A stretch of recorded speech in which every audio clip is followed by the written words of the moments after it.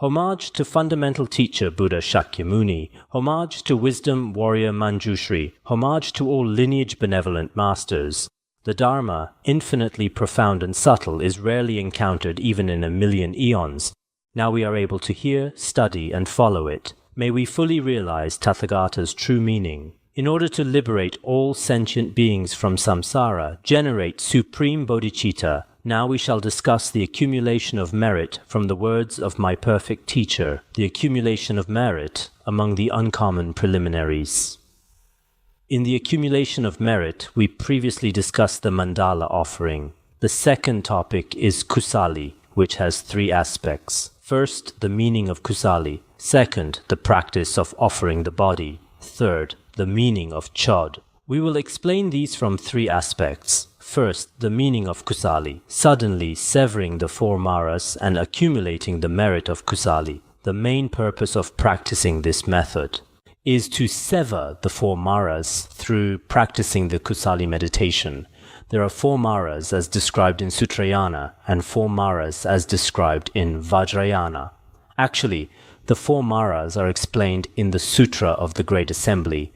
The so-called 4 maras are the demon of the aggregates, demon of the sons of the gods, demon of death, and the so-called demon of the destructive emotions. These 4 types of maras. The Buddhist sutras also explain this way. So what exactly are these 4 maras? First, the demon of the aggregates refers to the so-called 5 aggregates. The treatise on the great perfection of wisdom also explains this. When every sentient being grasps at the 5 aggregates and accepts them, they actually become a type of mara. The 5 aggregates are form, feeling, perception, formations, and consciousness. Whether we experience pleasant feelings or painful feelings, once you have these feelings, you cannot achieve freedom. Therefore, the aggregate of feeling is also a type of mara. As for the aggregate of perception, whether it's gross conceptual thoughts or subtle conceptual thoughts, all perceptions bring you a certain degree of attachment. The aggregate of formations, generating attachment to good things and creating karma, this is corresponding formations and generating hatred toward bad things, producing non-corresponding formations, so it's called the aggregate of formations and the aggregate of form. I should first discuss the aggregate of form, the 4 elements and what they produce, like the eye faculty and so forth. All form, phenomena produced by the great elements are also the source of suffering, the root of suffering, the basis of suffering, and the aggregate of consciousness. The feelings brought by our 6 consciousnesses, the discriminations and all appearances they bring also cause suffering to sentient beings. Therefore, the first is the demon of the aggregates. Actually, attachment to the 5 aggregates is called the demon of the aggregates. This is the first mara. The second mara is the demon of the sons of the gods. I suppose I've forgotten the order I mentioned earlier. The demon of the sons of the gods actually refers to all actions that create obstacles to liberation and omniscience in this world, or all obstructive phenomena can all be called the demon of the sons of the gods. Generally speaking, Mara every day sees people aspiring for liberation and seeking the state of omniscience. He becomes displeased and constantly shoots 5 arrows of greed, anger, ignorance, etc. at sentient beings, making our mind streams generate anger, attachment, jealousy, and so forth. This is created by the sons of the gods. From this perspective, we can say this. From another perspective, it's called the demon of the destructive emotions. The demon of the destructive emotions, the 3 poisons, 5 poisons, or 84,000 destructive emotions, then the demon of death. From a gross perspective, the mind stream of humans or other sentient beings ultimately comes to an end when it finally ceases. There is tremendous suffering. This is also a great demon king, or from subtle impermanence, moment-to-moment change can also be called the demon of death in a narrow sense.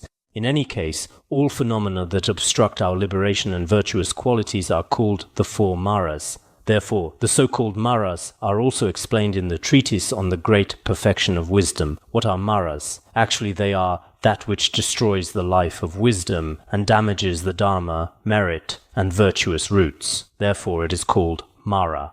The so-called maras destroy hour. There's destroying the life of wisdom, mentioned earlier, and also damage the dharma, merit, and virtuous roots. This is called Mara. So if the life of wisdom is destroyed and all our merit and virtuous qualities are damaged, these are all called Maras.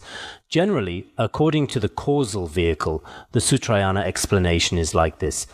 According to the Vajrayana explanation, the four Maras are the obstructive Mara, unobstructive Mara, Mara of joy, and Mara of pride. What is the obstructive Mara? During our practice, various things appear, such as disasters of the four elements, earth, water, fire, wind, or birth, aging, sickness, death, as well as obstructive phenomena that constantly appear before the five senses and various phenomena that obstruct liberation. These are called obstructive Maras. The unobstructive Mara, although there's no real physical form, various destructive emotions like greed, anger, ignorance naturally arise in the mind, or obstacles to your practice of Dharma appear invisibly. This is called the unobstructive Mara. The Mara of joy refers to when you think about the Dharma you practice and the Guru you rely on. If you develop the feeling that the Dharma I practice is the best, my Guru is the best, or the clothes I'm wearing now are the finest, the food I eat is the most delicious, my meditation hut is the most excellent, when you have this unbearable joy about yourself, this kind of joy is called a demonic obstacle. Some people shouldn't think, oh, when I look in the mirror, I look particularly beautiful. I am the most beautiful person in the world. Or during your practice, you frequently have experiences as if you're constantly talking with deities, or your guru blesses you every day. Whenever you have many experiences that you think indicate special success in your practice, all of these are a type of Mara, of attachment. This is a demonic obstacle. So for practitioners who truly understand the equality of all acceptance and rejection, they won't be particularly attached to these things. When you dream, various kinds of visions may appear, but there's nothing to be particularly joyful about. Sometimes many unfavorable phenomena may appear, but this also won't make you particularly dejected. So generally, whether we practice Vajrayana or Sutrayana, we should let the many visions remain naturally in their natural state. When they remain naturally, many conceptual elaborations and obstacles naturally dissolve into the Dharma Dhatu. So this is the basic behavior of an experienced practitioner. So we practitioners during our practice are often caught between gain and loss, or between hope and worry, anxiety. Sometimes we're particularly happy. Oh, I might have succeeded in my practice. I had good dreams yesterday. I'm in a particularly good mood today. Everything seems to be going especially well for me. I'm so happy. The blessings of the three jewels are inconceivable. I'm especially grateful to the Guru and three jewels.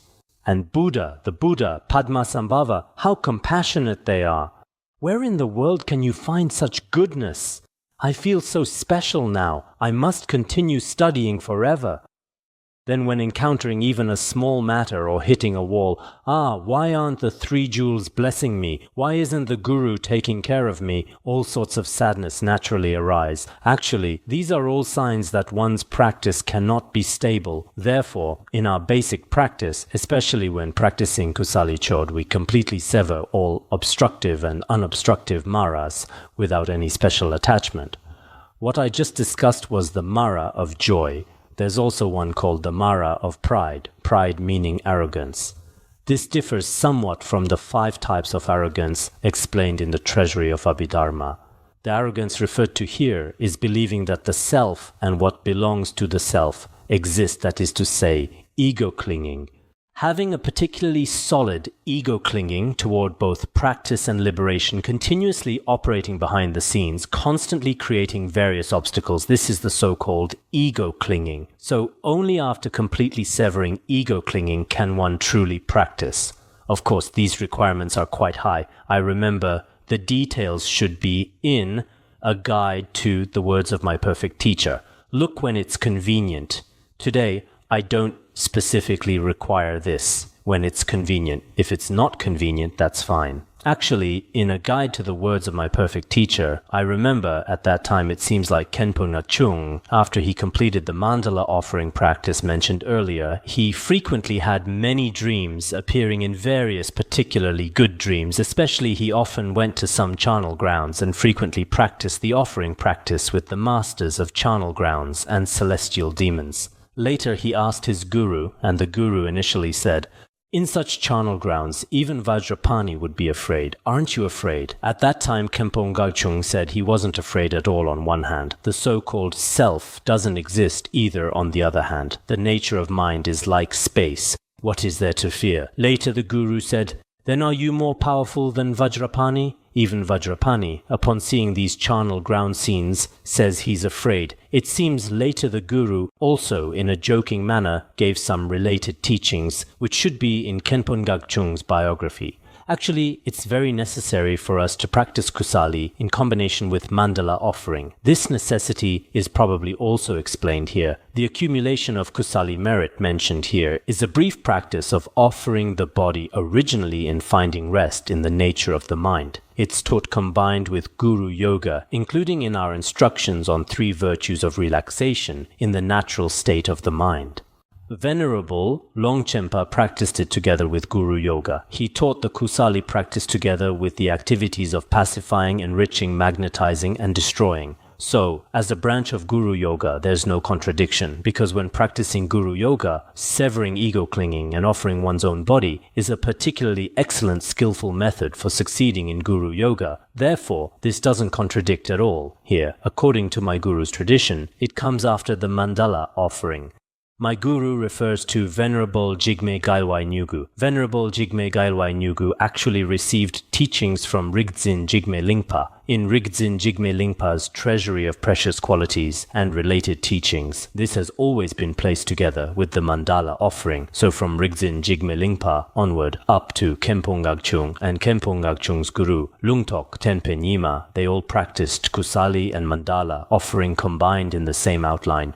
The reason for practicing this way is also explained. If we truly want to offer Mandala and accumulate merit, actually, if we practice based on selfishness, it may not be very successful. We should practice offering. On one hand, as we discussed earlier, Mount Meru, the 4 continents and all worlds, all of myself and what belongs to me, including my own body, virtue and possessions, all are offered to the Buddhas of the 3 times beginning to practice with such an attitude. In this process, we give up our own body, on one hand, offering it to the Buddhas of the 3 times, on the other hand, giving it to beings in the 3 realms of samsara, especially transforming one's own body into nectar, and giving it to all beings to whom we've been indebted since beginningless time. In this way, the practice becomes very complete and quickly successful. Patrul Rinpoche, according to his root guru's lineage, placed the Kusali practice after the Mandala offering. The so-called Kusali, according to the Indian term, means beggar. We all need to practice the beggar's method. Jigme Rinpoche also explains in his Mountain Dharma collection, the so-called beggar is one who has 3 thoughts. Except for eating, sleeping, and relieving oneself, they do nothing else. This is called having 3 thoughts, because generally beggars have no possessions except for their own body. They have nothing, so offering the body and giving the body as charity is the greatest merit. So the meaning of this practice is also like this. The so-called Kusali means beggar. For example, yogis who dwell in deep mountains and have renounced this life cannot obtain other possessions to rely on for accumulating merit, so they visualize offering their own body as a practice method. For many beggars, they have nothing, especially in the past, whether in Han regions or Tibetan areas. Many practitioners indeed, if they wanted to make offerings above and give below, they didn't have many possessions, only some partial possessions, but these were still needed to maintain their livelihood. So using one's own body to practice the offering method, this is a very skillful method for perfecting merit. Actually, all other material things we accumulate through hard work and diligent effort are nothing more than for sustaining this body of ours. For this reason, every sentient being necessarily cherishes their own body more than all other possessions. Everyone knows this. If we can truly offer our body, there isn't anything else we couldn't bear to give up. I'm not attached to my body at all, but I'm attached to my house, I'm attached to my car, I'm attached to other things, my earrings, bracelets, even my necklace. When I mention necklaces, I look toward the women's side. On the men's side, what decorations are there generally? Ears. I see a few. So in this world, what does each person work hard and diligently for? They accumulate much wealth. What is the purpose? It's to maintain their own body, this physical form. Every sentient being's attachment to cherishing their own body should exceed everything else. Many of us say we're particularly attached to certain things, but when truly compared with their body, they're not particularly attached to those things. Everyone should have this kind of feeling. So, to sever attachment to cherishing one's own body, we practice offering the body. Compared with offering other material things, if we truly offer our body, then this merit is extremely great, and the benefit is also more enormous. As the verse also says, offering horses and elephants brings 100-fold benefit. Offering wife and children brings 1,000-fold benefit. Offering the body brings 100,000-fold benefit. Generally, when we make offerings or give charity, if we offer elephants and fine horses, or in this modern era, one's own vehicles and such means of transportation, this brings 100 times more merit than ordinary merit. Very great. If one can offer one's wife, children, and family members from home, if this can be done, then its merit is 1,000-fold. Offering one's own body above and below brings 100,000-fold benefit. Some people might think this way. Isn't it only when one attains the noble levels that one can give or offer the body, while ordinary beings cannot make such offerings? Wouldn't this be contradictory? For example, before we attain the first bodhisattva level, if we cut off our body piece by piece to feed sentient beings, the way of the bodhisattva also says this is not permitted. Why can we make offerings above and below here? Jigme Rinpoche also says in his Mountain Dharma collection, truly offering the body is indeed only for first-level bodhisattvas. And above, just like when Buddha Shakyamuni in his past lives fed his body to tigers, there is this requirement. Including in the past biographies of the Kadampa lineage masters, there are such records. It should be like this. But when we visualize this is permitted, many of us present here appear to be ordinary beings. Some people use the excuse, no, that won't work. Isn't offering and giving the body only possible for first-level bodhisattvas? I haven't attained the first bodhisattva level yet, so I can't bear to practice Kusali now. I'll only prepare to practice when I become a first-level bodhisattva. This is unnecessary, because here we are, after all, visualizing in our minds. When visualizing, the merit is obtained, but actually there are no contradictions and faults mentioned earlier. Therefore, the previous great masters especially permitted this and required that we should practice this before attaining the first level. We often think, for example, I'm really sick today and can't bear it. I'm particularly worried. Could it be that I'm possessed by demons? Might there be some demonic obstacle? At this time, our attachment to our own body is particularly intense, and we have a kind of hatred toward the demonic forces. Can these demonic forces be driven away using some wrathful methods? Or we particularly hate them? Why do they harm me this way? When you generate such thoughts, we practice Chod. My body is also illusory, like a dream. Actually, if this body can truly benefit these beings, then I will still give it up. I'll practice Chod, then give my entire body to these beings. When I generate such thoughts, this is a natural law. Immediately, on one hand, the demonic forces will also leave, and furthermore, many of my body's illnesses will completely heal, except for very few fixed karmas from past lives where I indeed killed other beings in past lives. These may not necessarily heal. Others are indeed particularly excellent. Because such practice methods, especially in Han regions, I feel some Han culture is particularly mixed. What kinds of Qigong, this and that, all sorts of things. Some of you might also regard this as a simple practice method within Qigong. If you treat it that way, that's completely a great mistake. This is Vajra speech. On the surface, two products may look the same, but one is counterfeit and one is the genuine product. So many wise people among us may have the discerning eye for acceptance and rejection. Generally, in other magazines, there are also various healing methods and such. This might be more or less the same. If you think this way, you truly haven't understood its real meaning and value. So when we offer and give our own body through such visualization, there is tremendous merit. The founder of Chod in Tibetan areas, Dakini Machik Labdron, she also said this. Offering the body without attachment, I didn't know it was the two accumulations. I repent before the Buddha Mother for cherishing this aggregate body. She said, I didn't understand that offering one's body without any attachment is actually the best excellent pith instruction for accumulating merit. In the past, for various reasons, I didn't understand this point, and I always especially cherished and was attached to my body and form aggregate. This is a great mistake in my practice process. Now, before Mother of Transcendent Wisdom, I make the most ultimate confession in a way free from the three concepts, because Chod practice, generally transcendent wisdom methods, also exist in Sutrayana as particularly excellent pith instruction meditation methods. So this confession method, each of us should also think in our hearts. In the past, we indeed also didn't know that the most excellent method for accumulating merit is actually letting go. Letting go is the best. Give up, and ultimately, only after truly giving up can one obtain. Can't give up. If you're unwilling to give up, you can't obtain. This is the meaning. Therefore, in our worldly realm, we also have such sayings. Oh, did I say something wrong? No, right? When you laugh, sometimes it's genuine laughter, sometimes there are other hidden meanings. Now let's discuss the practice of offering. If one possesses skilled visualization ability, how specifically to practice the offering method below is very important. When Jigme Phuntsok Rinpoche was alive, wherever he went, for example, when various epidemics spread in the academy, everyone would recite the offering practice and practice Kusali together. Sometimes, for example, when traveling and encountering inauspicious signs on the road at such times, he would immediately stop and practice Chod. The elder always did this. The Guru's disciples, whether Han or Tibetan, were also like this in the past.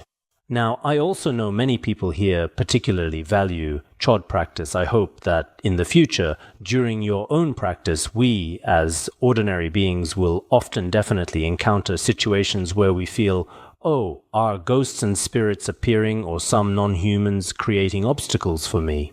At such times, resting completely in emptiness is of course very good, but if you really can't do that through this method, offering all my body to them, it doesn't matter. In this way, there are particularly excellent opportunities for both self and others, so everyone should also practice this frequently in the future. I'll basically just read through this practice method for everyone. These words shouldn't have anything unclear. Other than this, I think apart from the Vajra speech, we cannot. Observing thus is called correct observation. If one observes otherwise, it's called wrong observation. In the Sutra on the Contemplation of Buddha Amitayus, we've been discussing this. So meditating according to what's explained in our texts is correct observation. If one doesn't observe in this way, that's wrong observation. Now it says, first, one can visualize one's consciousness soaring into space and in an instant transforming into wrathful black true mother. There should be pictures in the words of my perfect teacher. If one doesn't possess this ability, if in an instant, according to what's explained in the Guyagarbha Tantra, the instant visualization method, instant generation stage, if one is particularly skilled in such practice, then this is also possible. If one cannot possess such ability, then visualize your own consciousness in your heart. Visualize your own awareness essence as wrathful black true mother. She is in a dancing stance, her right hand wielding a curved knife in the air, her left hand holding a skull cup filled with blood at her chest. At her ear is a black pig face making sounds. In summary, she possesses all wrathful ornaments. Generally, when practicing Heruka and this, there are particularly many wrathful ornaments, all are fully present, and when we recite pet, pet, pet, we visualize while chanting. Basically, after visualizing like this, while chanting pet when saying pet, visualize your consciousness going through the central channel and beginning to emerge from the aperture of Brahma. Your consciousness has already emerged. Just like many people's visualizations now, the West also has such practices including hypnosis and many various meditation methods. We visualize that our consciousness has already emerged. After emerging, your original body immediately becomes a corpse, violently falling to the ground. Visualize your original body falling to the ground. This corpse is not like our present body's appearance, particularly small. It's not like this, but extremely huge, fat and robust, with a smooth and lustrous appearance, not like before when it was particularly thin. Falling to the ground like a pile of bones, it's not like this, particularly huge. This is through our visualization. In Vajrayana, there are many such particularly excellent visualizations, and visualize its size as equal to the 3,000-fold universe, creating such a corpse. Your consciousness has already emerged and the body has fallen to the ground, but when it falls to the ground, it suddenly becomes particularly huge. Think like this. Next, visualize your consciousness as wrathful black true mother. With her right hand curved knife, she points once toward the white hair between the eyebrows of that corpse. When she points once, as a result, its skull cap immediately breaks off. Many of us. Aren't there some Han lamas, and I hear Han nuns do this too. Now they often run to charnel grounds to get skull caps, get skull cups, but these cannot be taken casually. Taking them casually is not very good. There are many pith instructions for this. Just using a human skull to eat food may not necessarily be useful. Now many people particularly like these things, including regarding charnel grounds. We might need to discuss this separately later. Otherwise, some people outside. That day, at the Chinese University of Hong Kong, there were many, at that time a PhD student from Nanjing. His thesis topic was mainly about sky burial. He wrote some things, but some weren't written particularly appropriately. He discussed the origins of sky burial, starting from the bone religion, how sky burial actually contributes to environmental protection.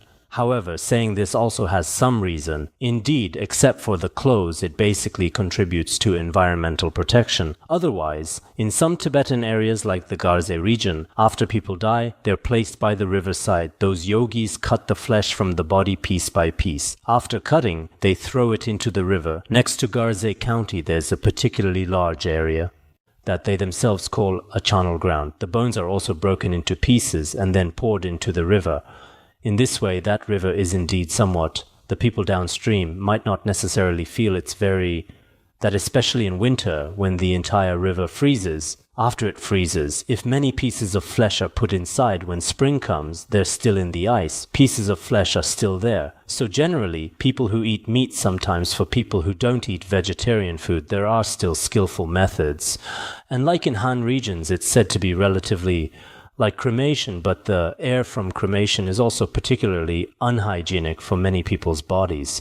The surrounding area is filled with thick smoke every day, all from burning people's flesh and blood. After burning, it becomes smoke that directly and indirectly enters your mouth and nostrils. In this way, we're always enjoying others' corpses. This isn't much different from vultures. It's just a different method, absorbing it in gaseous form. Sky burial. This aspect can also be discussed, because when feeding eagles, the vultures eat it and then fly away. This aspect can probably be mentioned too, but in some aspects they seem to have many things they don't understand, including the use of skull caps and blowing human bone trumpets, and historically there were some Chod practicing yogis with human skin, including in Khenpo Ngagchung's Guide to the Words of My Perfect Teacher. The so-called Chod practicing yogis don't just grow long hair and blow a human leg bone and thus become yogis. It's not like this. One should sever ego clinging in the heart. Actually, in this regard, many people probably need some explanation. But if you understand the meaning of sky burial indeed, there are many ways to accumulate merit within it. Many of us probably like this custom in Tibetan areas. After people die, they themselves are willing, preferably sky burial. When writing wills, some also include this, and like in America and some Western countries, they pile skull caps and human skulls into mountains. We were discussing at the academy the other day, should we also do this at the academy? The academy's sky burials are like 10 to 20 people daily. If we collect all the skull caps nicely, probably after 10 years they definitely pile up like a mountain king, then write each person's name and circumambulate them. Also, contemplating impermanence, abroad there are particularly many such skull mountains. What was I just saying? In the middle, you can't add such things during the generation and completion stages. But it's also possible, I was just discussing how suddenly it transforms your own body, the 3,000-fold universe, visualizing yourself as the wrathful mother. When the wrathful mother points the curved knife toward the original corpse, your skull cap has already been severed. After the skull cap is severed, place it on 3 human skull stoves with the forehead facing yourself. With the right-hand curved knife, lift up the original corpse and place it in the skull cup. The original corpse is also very large. The skull cup from earlier is also like the 3,000-fold universe, particularly huge, placed inside. Then in the space above the skull cup, visualize a white inverted ham syllable. That's the essence of nectar. Below the skull cup, visualize a red short A form. That's the essence of blazing fire. Then while reciting Om Aham, actually the verses below can all be recited while visualizing. Here I've just briefly explained the visualization method. Then while reciting Om Aham, like this, continuously visualize blazing fire arising from the short A, then warming the corpse in the skull cup slowly, like when we melt butter by burning fire. Gradually beginning to warm up, making it dissolve into the essence of nectar, bubbling and boiling, filling the entire skull cup abundantly until it's completely full. My original corpse slowly melts like in a pressure cooker where everything finally decomposes, finally becoming completely melted, making all dirty and impure substances become bubbles and foam that overflow outward. These impure things, while we recite Om Aham, they all overflow. The vapor contacts the ham syllable, making it increasingly hot slowly, continuously raining down red and white nectar mixed together. Finally, the ham syllable transforms into light and merges with the nectar in the skull cup. While visualizing like this, begin reciting the recitation text below. The recitation text below is still very important. It seems to be in the Larungar prayer book as well. I hope everyone, sometimes when your body isn't feeling well or when wherever you go, many situations appear. Like in the Northeast, where they often speak of various spirits and such. In the South, there are also many such ghosts and spirits. In such places, if you have this kind of protection practice, this is the best one. Many worldly protection methods say, protect me, don't let any external ghosts and spirits come. Our practice method here is completely opposite. If you come, that's fine. I'll give you my most precious body. Other than this, I have nothing else. In this way, some people might be a bit afraid at first. Won't they eat me up? Will I die immediately? Could this happen? At first, people will think this way, but actually this won't happen. Many practitioners through this method, actually we humans are also like this. If we humans desperately protect ourselves and want to fight with others, that person has no sense of security. If you're indifferent and accommodate others, serving others, they won't have these difficulties and obstacles in life either. So this is a particularly important pith instruction in our daily life below, literally speaking. Actually, I've already explained it. No need, right? Should I give a simple introduction to the literal meaning? Pet. Abandoning attachment to the beloved body destroys the demon of the sons of gods. Abandoning one's own body. This destroys the demon of the sons of gods. Consciousness emerges from the aperture of Brahma into space. In this version, it should be emerges into space. Consciousness emerges from the aperture of Brahma into space. After abandoning one's own body, one's own consciousness, as explained earlier, emerges from the aperture of Brahma into space. Becoming the wrathful mother destroys the demon of the Lord of Death. When transforming into the wrathful mother, the demon of the Lord of Death is already gone, the so-called death that people all fear. But if consciousness becomes the wrathful mother, where is death? There is no death. Wielding the curved knife in the right hand destroys the demon of the destructive emotions. Earlier, the wrathful mother wielding the curved knife in her right hand destroys the demon of the destructive emotions. Cutting the skull cup destroys the demon of the form aggregate. Holding the skull cup with the left hand in the activity mudra, placing it on the stove of 3 skull fires, the corpse within fills the 3,000 realms. The corpse lifted earlier and placed in the skull cup fills the 3,000 realms, the nectar formed by the melting of the short A and ham syllables. through the heat of short A and then the melting of the ham syllable. Finally, everything becomes the nature of nectar. Through the mantra power of Om Ahum, it's purified, increased, and transformed. Through the mantra of Om Ahum, transforming it into pure, enhanced, and perfected, uncontaminated wisdom. We should also recite this regularly. When convenient, we should also often recite it. The merit is very great. When reciting Om Ahum oneself, visualize with the Om syllable, purify all faults of form, smell, taste, etc. The Ah syllable makes the nectar increase more and more.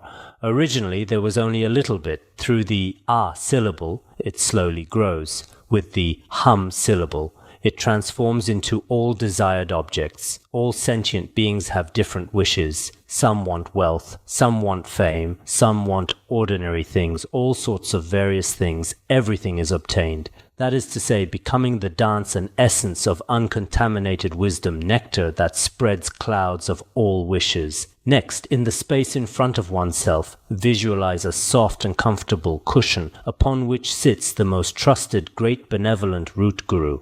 Above the guru are all the lineage root gurus from the refuge field. Then below that, in the middle, are all the deities. Then visualize in the space opposite the skull cup.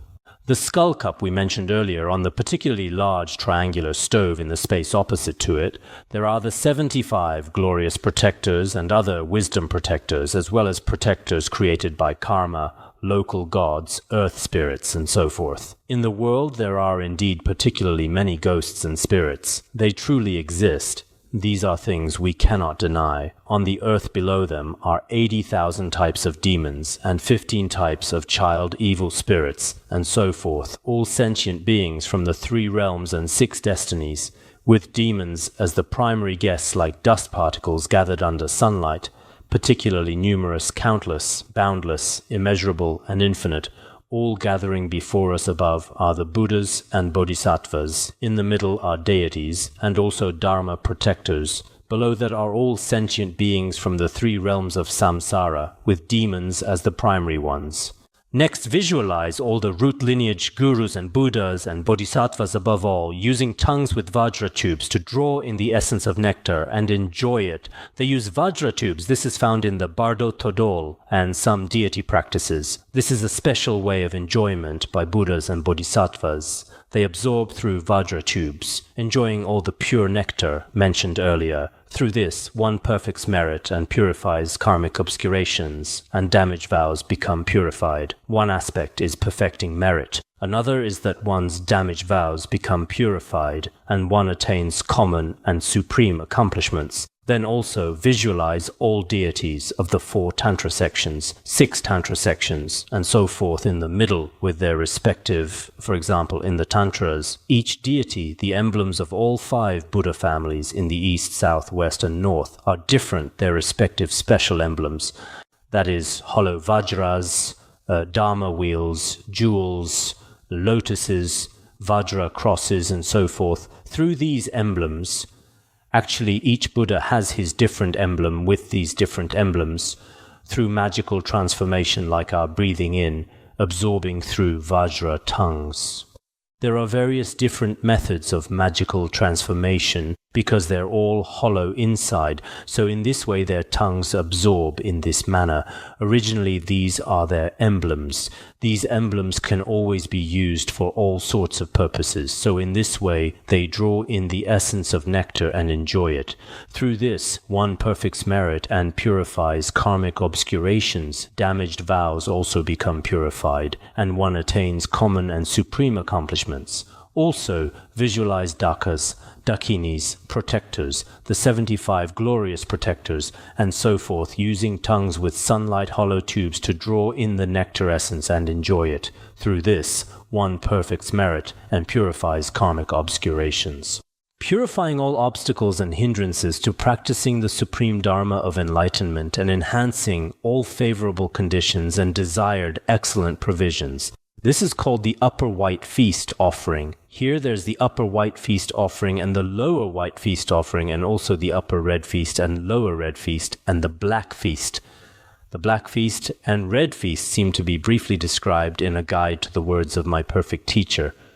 But basically, I think today we can stop here.